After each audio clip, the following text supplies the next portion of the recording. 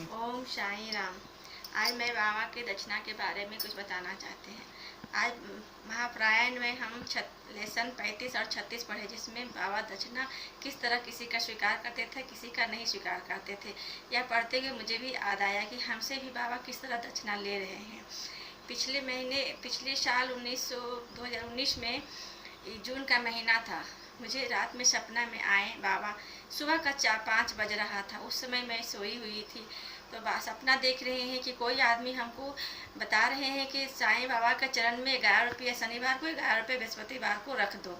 हम इस समझ नहीं पा रहे थे कि कौन है, लेकिन कोई बोल रहे थे, बार बार कोई बता रहे हैं हमको, इतने ही बार कह रहे हैं। मेरा जो मंदिर में हम पूजा करते उसी मूर्ति को हम देख रहे हैं।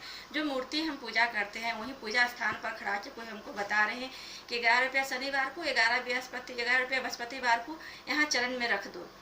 2-3 बार बोले, हम देखते रह गए कि आखिर क्या बता रहे, क्या बोल रहे। उतने ही में मेरा नींद खुल गया।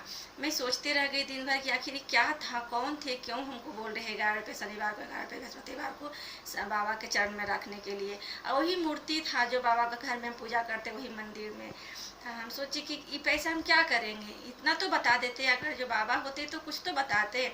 दिन भर विनती करते बाबा का रहा, जब मौका मिले बाबा की मूर्ति के सामने बैठ के विनती करती थी, बाबा इतना बताएं तो आप हैं तो मुझे बताइए कि इस पैसे को हम क्या करेंगे।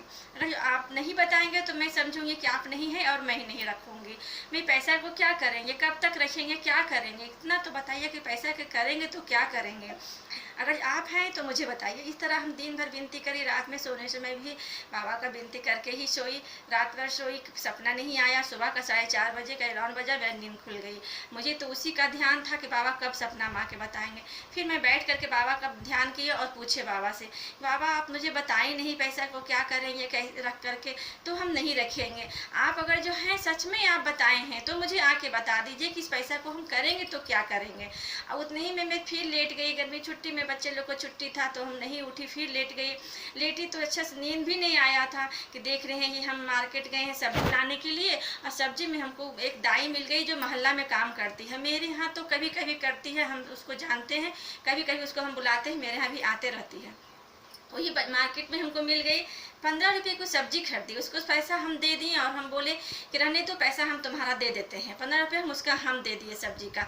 तो लंबा चौड़ा एक आदमी, धोती ऊपर उजला कपड़ा, पूरा उजला वस्त्र में एक आदमी खड़ा है मेरे बगल में, बोल रहे देखो देखो आज बृहस्पतिवार का दिन है, आज गुरुवार का दिन है, तुम इसको 15 रुपये दे दी हो तो साईं बाबा के चरण में तुम आज पैसा नहीं रखना।